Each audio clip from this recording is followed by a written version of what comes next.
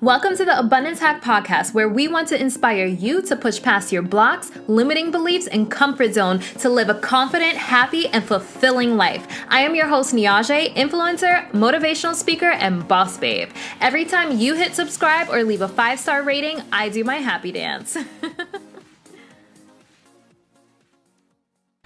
Hey guys, it's Niajae. Thanks for tuning in to Abundance Hack Podcast. So you may be listening on iTunes or tuning into the video, but I am joined today with guest Mare. She is a certified Tantra educator, and I am going to let her explain what that is.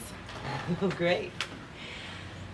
So a lot of people think of Tantra as a Eastern practice, and it has its foundations in the East, in mystical parts of India and Tibet, even parts of China and the Middle East had their own version of Tantra, the practice of honoring the sexuality as the essence or the source of creative life force. And when we honor it in that way, we can tap into limitless power, energy, source, creativity, and even our brilliance. So it really opens our mind to that power that creates and rejuvenates. Awesome. Yeah. So I am excited to get into that, but before we start, I would like to know, what does abundance mean to you? I love the word. And the first thing I think of is of dancing buns, because that's in there, and that is, our base chakra is located in our bum. So, or our buns, and that's the place where our roots are. So for me, abundance is that sense of being in that ever-flowing place where energy is consistent, where there is no blocks, where we're feeling our vitality and our life source, and it's just flowing through us and filling us up with abundant energy, abundant joy, abundant everything, life, pleasure. So I love that you said the word blocks. I feel like we have so many blocks throughout life. And how do you help people with, is it Tantra or Tantra? I don't know if I'm pronouncing it the right way. I like Tantra. Tantra. Yeah. So I like the sound of Tantra. Okay. Yeah, okay. So how can Tantra help people release blocks? Because I feel like there's a lot of blocks around sex, sexuality, passion. So many people suppress their desires, especially sexually. Right. So I'd imagine that would cause a lot of trouble in life. And people probably don't associate the two, but I think it bleeds over into every area of life: relationships, work, career, success, everything. Absolutely. Yeah. Most people don't really realize that because their work life is so separate from their private life. But in reality, everything that you do in your private life influences how you feel and how you live and how you be at work, and vice versa. You bring these parts of you home. It's okay to maybe leave it outside the door, and especially in Tantra we try to ritualize sexuality so that there's a time to really recharge, to tap into that power, and to leave all that other stuff behind, or make even a ceremony that states, I let go of my emotional charge that I'm feeling right now at work about my boss and blah, blah, blah. I'm going to let all that be aside and not let that influence me while I'm here to really connect and make a powerful source connection with my love force. Whether it's with a partner or even with oneself. Tantric sexuality is a way of swimming in the pool of vitality, the energy of source life force itself, right? So whether you do that as a solo practice to really charge up your whole being and be amped and ready for the world, right? Or you do that with each other so that you can charge each other up and give each other that juice to go on with life and to do the tasks that we're here to do with that sense of purpose and vitality and turn on. So when we source it from within, everything we do on the outside becomes much more ease and grace. When we're looking for it outside, it's all temporary, right? So sometimes we're getting, in the groove and we're feeling like we're on our flow and things are happening, but it's all dependent on the outside forces. So to me, Tantra is like a meditation on source, meditation on where our life force and our creativity and our energy really comes from, which is inside. And about breaking blocks, breaking through blocks. So that's an important part that I do want to touch on. So reframe that question again, because I really want to speak on that. How can a person release blocks through Tantra? Exactly. That is such a brilliant question because it's multifaceted. Yeah, we hold so many memories in our body that sometimes are just like they're like dust under the carpet. We don't notice it. But when we want to illuminate our bodies with life force and orgasmic energy, that shit comes up. It doesn't, it doesn't stay under the carpet. Completely. Things that are out of sync with our juiciest way of being, or our most joyful and loving, vital way of living, are going to get stirred up and rocked out of the boat and brought to the surface so that they can come out and give us more access to that freedom flow, leaving more space for more energy, more love, more inner. And there's so much to say about this because it's a really deep, powerful part of how things are tied in together, right? So for me, the times when I've felt not worthy and not good enough and compared myself to others have been the times that I've basically choked my own existence and my own creativity. And Tantra is about opening every single chakra, especially our creativity and our throat chakra, to really be uniquely who we are. And when we can tap into our uniqueness, it makes us very magnetic because there's nobody else like you, or me. I mean, we're such unique people, and when we're really feeling our wholeness and living in that place, sometimes the shit comes up, and that's when it needs to come out, and that's called being authentic. We can't always be the perfect model of who we think we should be, because then there's no growth and no development, and we may as well be dead because there's no further place to go. But we're here to grow and evolve, and what I love about Tantra is that it's not just the bedroom experience, it's something that infiltrates how we live our lives. For example, when we're feeling juicy, and turned on, and thinking about it, feeling it, just talking about it. Because it's like dormant inside of us, like the serpent that's sleeping, is a symbolic representation of this life force, this energy. It's like a sleeping serpent at the base of our spine, just waiting to awaken. And when we're aroused, that sexual energy awakens and stirs the sleeping life force and energy and gives us access to more. Sometimes people say they feel tingly all over. And as wonderful as that is, the benefit that provides is that it oxygenates our blood and our body and leaves us feeling this sort of alive, energized afterglow. Yeah. And then we go out into the world feeling pumped and charged and lit up, and people are like, whoa, what are you doing? I want some of that. Yeah.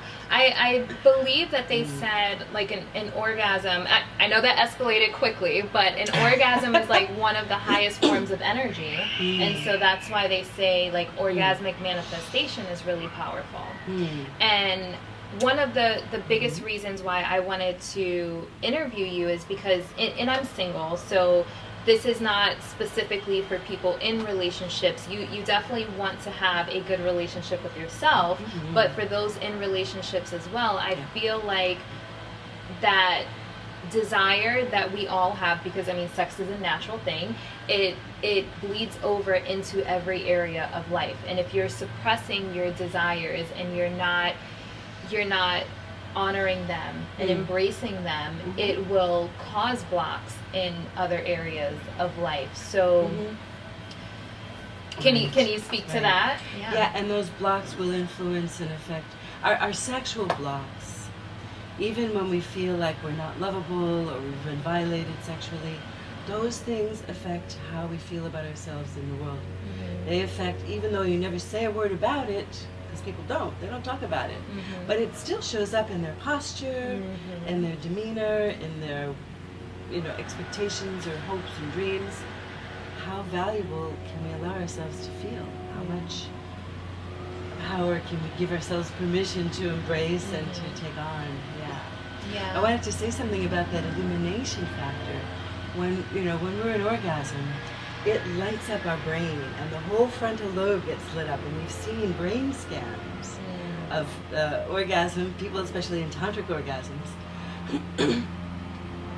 and the brain scans are all lit up as if they are having an enlightening, illuminating, mystical experience. Same frontal lobe of the brain is lit up, and the brain scans show that in a highly turned on state, your whole body is illuminated with that light, and you can see it. It makes you smarter. One of my partners would say it made him feel smarter. It's the path of enlightenment. Yeah, and even the next day you still feel it because you've oxygenated your brain, you've activated your connection to source, and you're just like plugged in. So you said Tantra orgasm, so is that different from like a regular orgasm?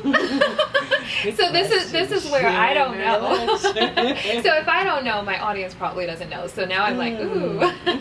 I think there's a lot of different orgasms, you know. Oh my goodness. Many different shades of pleasure. Like, you know, you have the short, quick ones. Yeah. That are usually, you know, the kind you do in a hurry to get off to go to sleep. Right? Those are sleeping pills, and they're fine sometimes. But if you want to really connect and make love, you know. So there's two different discussions here. There's how women come, and then there's how men come. Okay. Let's talk about women first. Okay. Okay. Because we're magical. We have many gateways to pleasure. You know, the clitoris is the only organ in our body that's only for pleasure, nothing else. It has no other function. That to me is kind of like the invitation to discover the magic within our bodies. So like the clitoris is just, in my experience, the doorbell, and when it rings, the doors can open, and then many wonderful things can happen in the inside. But I think a lot of women haven't really discovered the capacity for pleasure on the inside, internally and vaginally, and the G spot and the OMG spot, which is the deepest part inside the woman. Okay. That's what I call it. There are many other names for it. The anterior, so they call it the A spot medically. I mean, it is another known place where we can have orgasm. And these areas are comprised of erectile tissue. So the clit is connected with a bundle of nerves, and the erectile tissue is also connected on the inside to the G-spot. So you could say that they're actually two sides of the same pole. And once the clit is stimulated, then the G-spot can be more engaged, more interested, more orgasmic, or more engorged. But if you bypass the G-spot and you go straight in, a lot of times, and not always, it depends on how much in sync partners are with each other. But I think until that synchronicity occurs where you just know each other and you breathe in each other and you can feel each other's orgasms, that deeply connected, until that occurs, a lot of times if a woman hasn't really had her clit and her G-spot awakened, penetration can be almost null. And a lot of women experience this. It's sort of, whether or not you've been violated, there's like a need to open this area with care, sensitivity, with presence, with love, and with orgasms. So if the clitoral orgasm is occurring to awaken, you know, the doors, open the bells, then the G-spot really helps to like fill up that whole region. So that then with deeper penetration, it's a much fluffier, engorged, engaging experience for both men and women. And then the OMG spot really is an OMG, oh my fucking God, that's such an amazing place experience. Whereas before there's like almost like, no, not too much, not too fast. You know, a coined term that really defines that is premature penetration. A lot of women experience this premature penetration they're not quite ready, and the man is like raring to go, and he comes before she even gets started.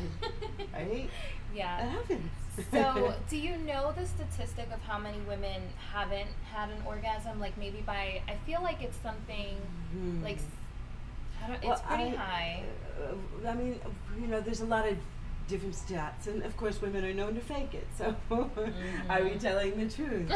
True. But I would say, more than 70% of women fake it at least once in their life, and probably something of that nature, 65-70% of women don't orgasm reliably through intercourse. Sometimes they do, oftentimes it takes a little while longer than they actually get, so they don't. And that's largely because either they're not strongly connected to their bodies yet, or their partners really haven't taken the time to learn their bodies. And of course, we're much more mysterious than men. Men are just much simpler, experience. Except, so let's talk about men for a minute. Shall we? Yes. Or do you have any questions about women? Because I want to really go deep there. Well, I'd love to know if you have any tip for a woman that isn't being, she's not connected with herself, or she's having issues maybe achieving an orgasm. Is there any tip? Like what can you recommend? I mean, besides getting training from you or understanding Tantra, but what's the first step to that? Okay, so this is my personal experience. I like to mix things up and, occasionally using a vibrator, but moreover than a vibrator, I really love the sensation of water. Water jets, a water hose is a very beautiful way for the feminine flower to blossom. So I've heard that. I've actually heard a Speaking few. of flowers, it's that, our yonis are like flowers. I have heard that, and it's not something that I've ever fully understood or experienced. Well, but maybe it's a specific shower head. Let me tell you about that. Yeah. Shower heads with the hose are very, very good. Okay. You get a nice long hose,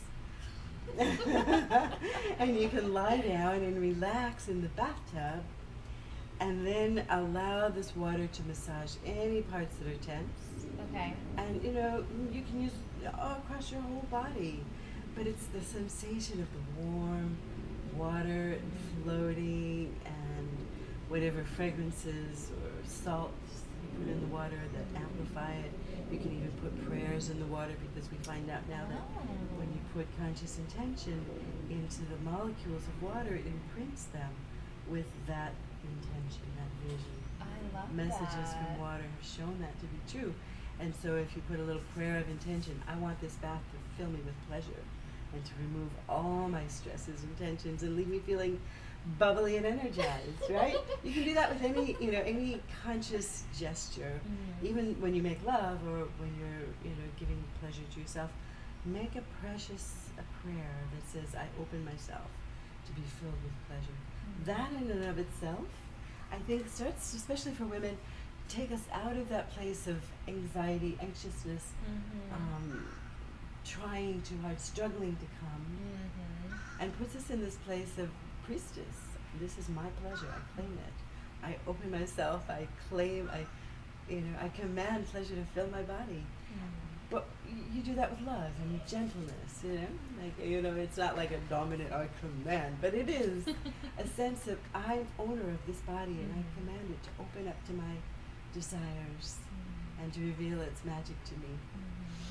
And when you do it in water, it's so relaxing. There's no pressure. It takes all that away. It's very yin. And here's one more tip. Because a lot of our throat chakra is connected to our sex. Okay. In that when you open your throat and express your pleasure, it allows more pleasure to flow. And it allows and it invites you to go in deeper into your own pleasure, so that you really embody your pleasure. You really kind of get so absorbed in your own sensations. So if you allow yourself to experiment with those sounds when you're in the shower, which is not unusual to sing in the shower, right? So start with singing and let that become whatever it becomes, right? Wow. And as pleasure expands, it can be, just playing with the notes and just letting the notes kind of wrap around the sensations. Then your neighbors, if they happen to hear you, won't know that you're having orgasms. So just think you're a creative singer in the shower. You gotta get creative sometimes. That is awesome. Yeah, that's my tip. All right, For so women. Try it and let me know how it works. In fact, I do a lot of videos of myself in that zone because I can prolong orgasms for hours that Oh way. my And I'm not goodness. bragging, I'm just telling you the truth. Oh my, so I don't even know if my brain could wrap around the idea of an hour-long orgasm. So anyone watching, It's if not you... like a peak all the time, but it's like this rolling, that feels so good. And you just ride it, and you are filled up afterwards with Wow. so much energy, which is really different from the squeeze and efforting burst kind of technique where you just are striving to come and using a vibrator and it's just making your whole body tense and your legs are tense and your toes are curling and everything is like tight, and then you finally have this orgasm and you're exhausted a lot of times afterwards. So Yeah. water's the opposite. So anyone watching or listening, if you have experienced an hour-long orgasm, I want you to comment. Don't be shy. Don't be shy. Let's hear about it. I'm so curious to know how many people have actually experienced it and haven't. So, well, it's different from a man's orgasm. So this is a good segue point because I think if women are only familiar with their sex because of a male partner and that the man has seduced and awakened and does all of the advances to create the sexual playtime, and they don't play with themselves or explore themselves at all, then they're basically having more of a masculine kind of sexual experience. people often say motivation doesn't last. Well, neither does bathing. That's why we recommend it daily. Zig Ziglar. Living a fulfilling and happy life takes conscious effort. Join Abundance Hack Members Club to receive motivational videos, affirmation recordings, and guided meditations for you to maintain a positive mindset and high vibrations. Head over to abundancehack.com for more information. Now back to the show. Because most women only know about their bodies through the men who've seduced them, right? Unless they've had good girlfriends who have these kind of conversations. So men's orgasms are hardwired to get the job done. And that's kind of the whole male persona, is to complete the task, get the job done. He gets hard, he gets ready, and he wants to shoot. He wants to release the sperm and make sure that we procreate the species, which is important. But there's more important things to be had, like women's pleasure and multiple orgasms for both women and for men. Men can be multi-orgasmic too, but here's where it differs. Whereas for a woman, if it's not just a clitoral but more vaginal, each orgasm gets better, I swear. Okay. And when she starts ejaculating, it gets even more, like the next orgasm is more profound, and the desire is like greater for the next and more pleasure, because it's coming from this deep inner zone and not just like a tip. But the clitoris is very similar to the penis, and now, what's the right word? Anatomically, they're analogous, I think is the right way of saying that, and that they have the same structure, but on a very minor, tiny little scale. We both have a shaft, we both have the head, we both have, in the case for a woman, instead of testicles, we have the ovaries, or we have the labia, which is the same texture as the testicles.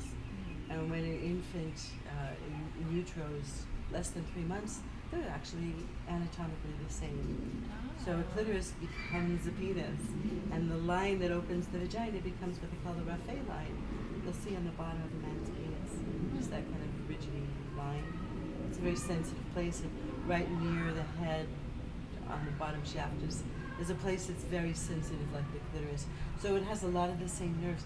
However, in a man, the nerves are much more spread out, and I've read and heard by many that women have more nerves on our clitoris than men have on their penis. Mm-hmm. Especially if a man has been circumcised, there's no doubt about that, because that's a lot of nerves and sensations. It's the most barbaric thing I could.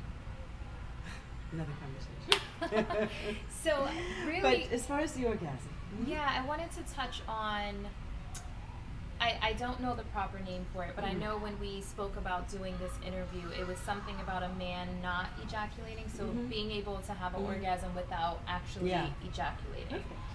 Yeah. Is that Good, right? well put. Yes, yes. And so I feel like in my lifetime, I've only known one man that was actually able to do that. And I don't know that it's something that people are aware of or even know is possible. So how does one achieve that? It's the hardest thing for me to try to explain it to somebody who's not experienced it. Because until you experience it as a man, until he experiences it, it might just sound like, this sort of fantasy. How is this even possible to separate them? But a good way to understand it is that sometimes men will ejaculate without having an orgasm, like in morning emission, for example, when they have that morning erection, or sometimes they have like a unexpected ejaculation. I mean, it is possible for them to be separate, for them to occur not necessarily at the same time. So with skill and training, a man can learn to ride the sensations of pleasure in a relaxed but focused way, so that he can not just feel pleasure in his penis, but up and down his spine. And when he learns to channel and move the energy in around the tailbone and up the spine and into the brain, then we have what we call the whole body erection, which leads, of course, to the whole body orgasm. And men find that very satisfying, because if you don't ejaculate, you're still hard, or at least still energized and able to get hard again pretty quickly. Maybe half hard, because you're channeling the energy up. Think of it this way, it's building up all this potential for creative energy, creative release, creating a baby or whatever. This is where sex magic gets interesting, because when a man doesn't ejaculate and you want to use that creative energy for manifestation, what we think about and what's in our sphere of influence while we're in aroused states influences and imprints us deeply. And here's why: because our ego is off to the side. We're not filtering, we're not analyzing and channeling. We're in this state of aroused vulnerability in a way. And in that openness, whatever is spoken or said or heard even in the background, or thoughts can influence us. So if it's positive things, if it's those things that we want to magnify and attract into our lives, we become very much more magnetic, and our charisma and our ability, not just in those moments of during and after the orgasmic arousal state, but even after that, we've imprinted our brain and our whole psyche when we're deeply impressionable. So then we leave that state with this open place where we've impregnated ourselves with the seeds of desire for what we want.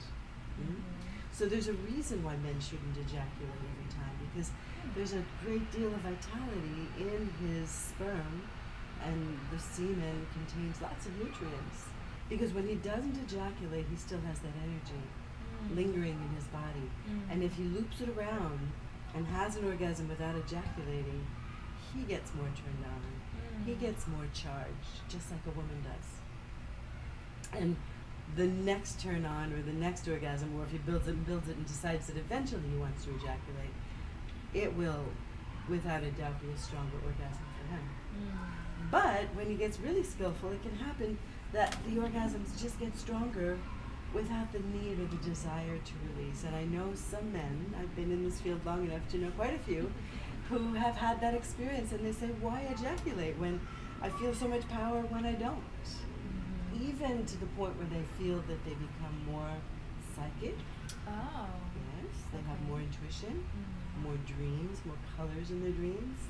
And I've even heard men say that the girth of their penis gets thicker. Yeah, so there you go. Okay, guys. Take notes. Take notes.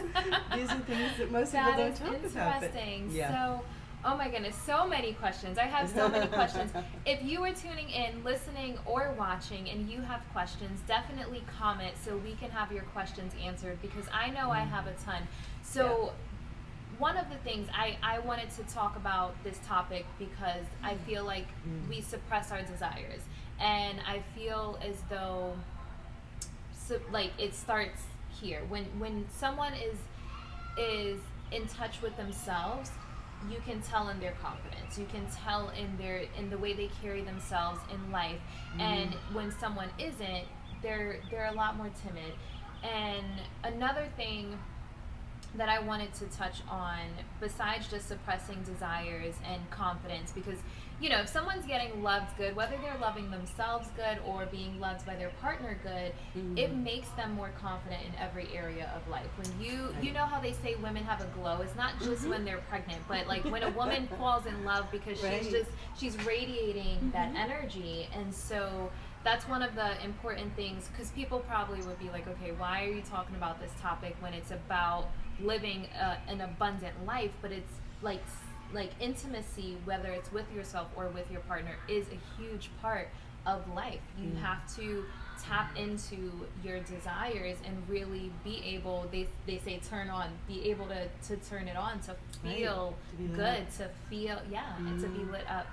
So there was one other thing that I wanted to bring up. So I have some friends that are married, and they're probably in their early 30s that are already experiencing kind of a burden of like sex with their husbands, like already, which I think, you know, it's a really young age to, like, how are you going to live the next 20 years if you're already like, ugh. 50 years, you know? So my take on it, and then I wanna get your opinion. So I think we live in what I like to call a microwave society. People want things fast, quick and fast, easy. We have Amazon Prime. You want something, you have it in 2 days. So people are not taking time to communicate, to connect, to understand their partners, to understand what turns their partners on. So they're not communicating. Women also don't communicate their needs and wants with their partners because maybe they're shy, maybe they're ashamed, maybe they just don't know. They don't know. Maybe they don't know. Yeah. It's very possible.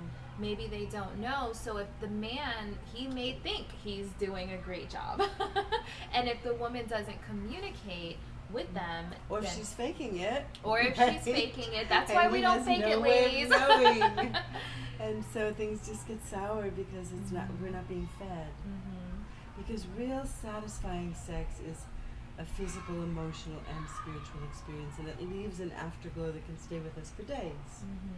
And that helps us be more successful in every area of our life because we're plugged into the source of vitality. It's just plain and simple. How it relates, how you do one thing is how you do and feel about everything, how you show up in life. It's how you feel in the most private parts of your existence. I'm sorry, you can't hide it. It's just the truth. There's a simple answer and there's a more complex answer to why relationships lose their passion sexually. The simple answer may be just bored, mundane. They haven't really, I would say they haven't really tapped into the tantric realms of orgasm, and maybe they're just experiencing a very small slice of what sexuality is possible, and it gets boring. Same old, same old. The more complex answer may have to do with some traumas, some emotions that have been blocked and been held back for years and years. And in that case, I would recommend getting help. You know, if a lot of men say, my wife just doesn't like sex, why, I wonder?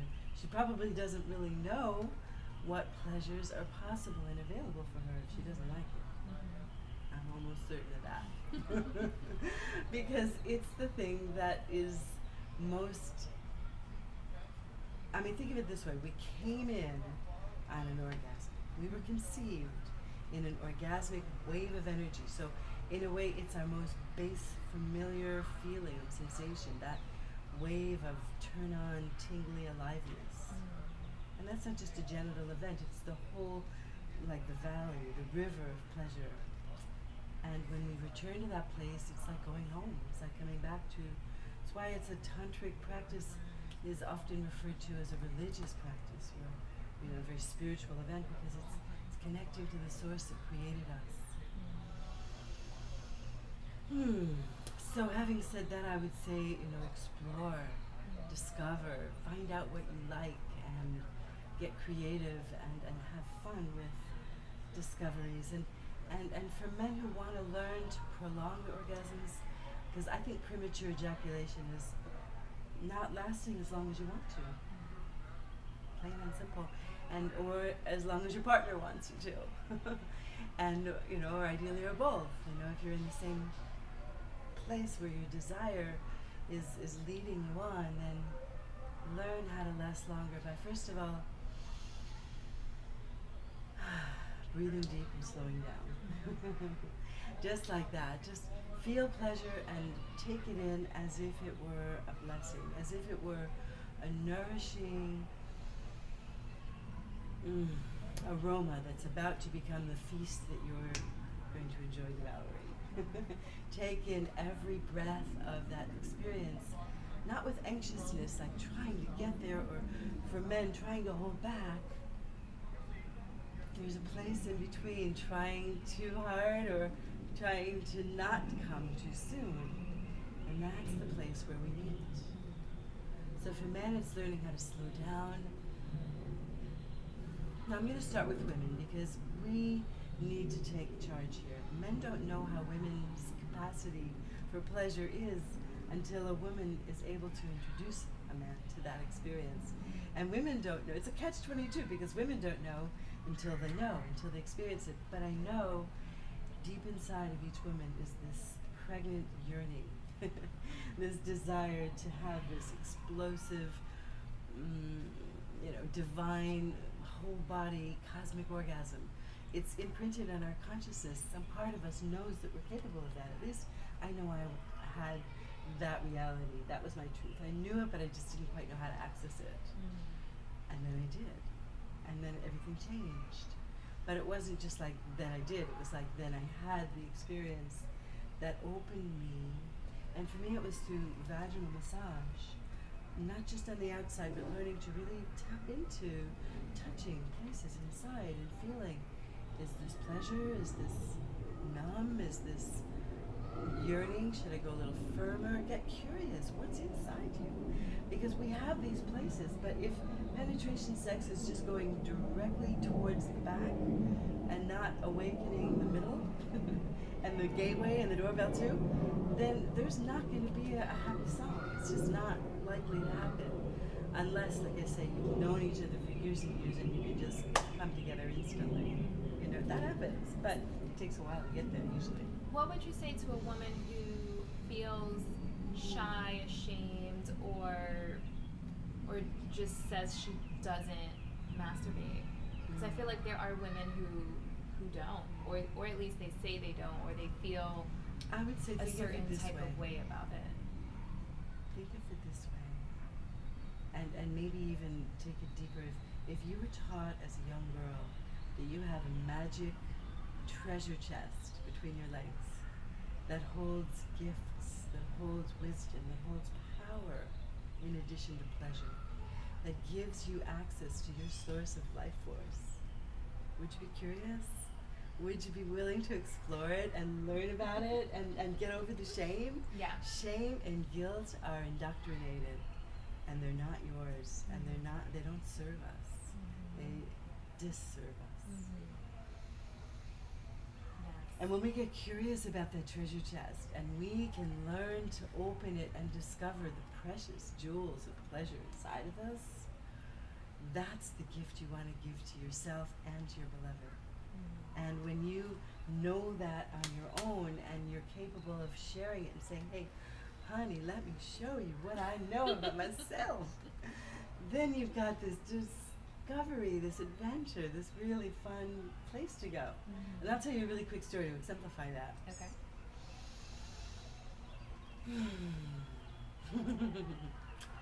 Okay, I was doing an audition for a Tantra video, and Margot Renan, very well-known Tantra teacher from France, was auditioning me and watching me pleasure myself. Oh my goodness. I know, how embarrassing. Oh my God. And it was being filmed, okay? Oh my goodness. I'm not too shy, but I was definitely like, nervous, I'm not gonna lie. And giving it my best shot. Okay. And afterwards she had 3 words.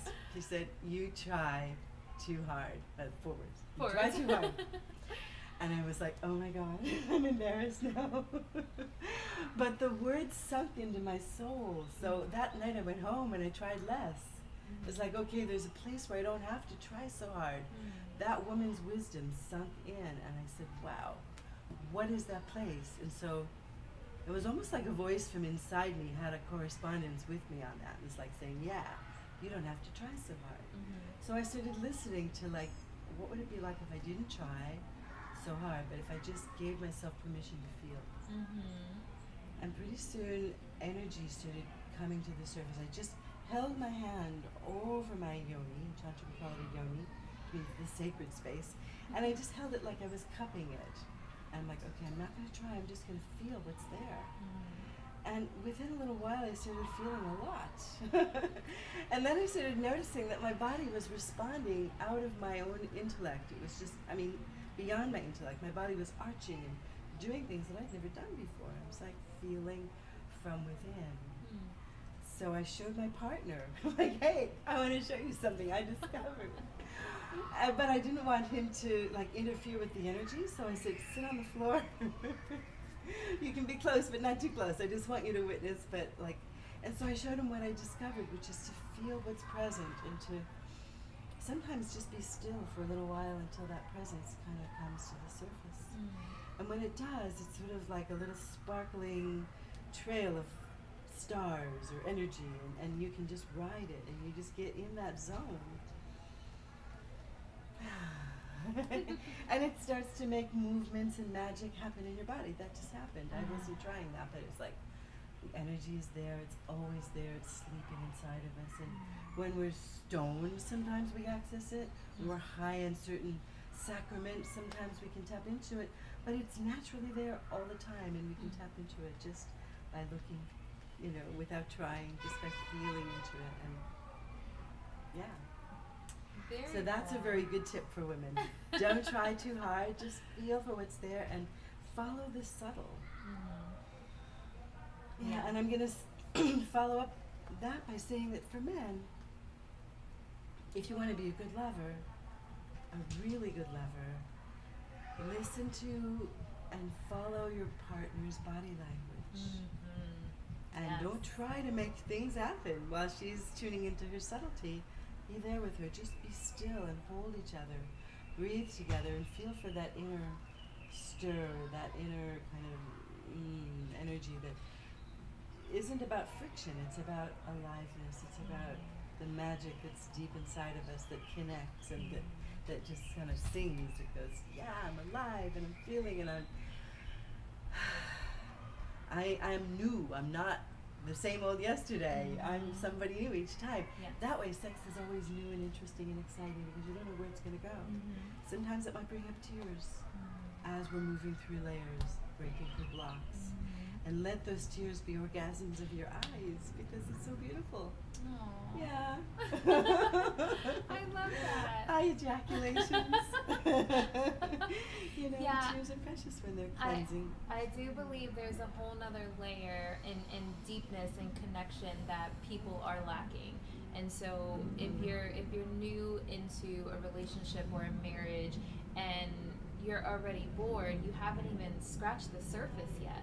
And I think that one of the things that society as a whole right now is lacking is connection. We don't have that deepness because we live in a microwave society and everyone wants things fast, and so they're not taking time to connect with their partner. They're not taking time to slow down and breathe and figure out themselves, let alone their partners.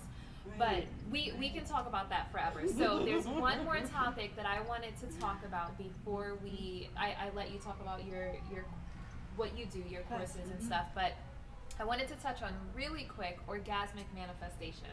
So I just discovered orgasmic manifestation maybe a year or two ago, and I had no idea what it was. And so it's the concept that if you were trying to manifest or attract something in your life and you think about it right before you orgasm, it's supposed to increase the manifest, or how would you explain it? I would to think about it right before you orgasm is a little bit vague and very difficult. When you're about to orgasm, you're not thinking shit. And you shouldn't be. But to do it right, you want to think about it as the intention before you make love, before you have this ritual. And maybe even, and here's where you can get juicy and deep with it, make a statement of intention. Write it down, what you desire. Yeah. Or make a picture that represents it. And put it right there in front of you so that while you're in these pleasure places, light a candle so that you can see it if it's dark. Because, one picture can capture lots and lots of thoughts. Or there are actually ways of making a sigil where you take the letters of the word and you turn it into a drawing. You remove the vowels and you take only the consonants. It's like a way of creating a symbol that represents that desire for you. This is in the realms of sex magic as well. Orgasmic manifestation is the same. It's just how you focus your energy so that when now you have this image and you've lit a candle and you've made a statement of intention. I desire to bring this into my life. Whatever that is, manifestation. I have friends who did it for their home and they detailed it out exactly what they wanted.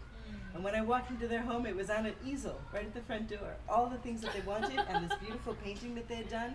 It was like their sex magic symbol.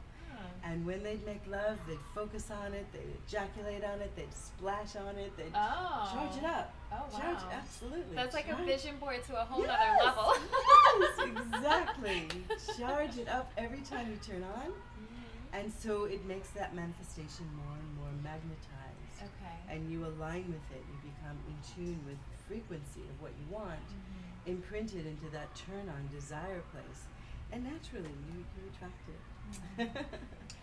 So that's my version of orgasmic manifestation. I call it the orgasmic magic zone. The Om zone. Because when you're in that zone, what you're feeling, and it's not just the instant before the climax, but it's when if you can expand, like if you measure pleasure on a scale of 1 to 10, and you expand the 6, 7, 8 range, so you're just like in this turned on place, and men are too. That's where the most magic occurs because you're magnetic, you're conscious, you're able to even have, conversation once you get really familiar with that state. You don't have to be holding your breath or thinking about baseball scores or grandma and cats. You feel what's present and you get really juiced up and charged up with it, and every time you do that, it's like going home. It's like we forget about it because we get so caught up in our head, and our head doesn't always remember what our body needs. Although they say our biggest turn on erogenous zone is our brain.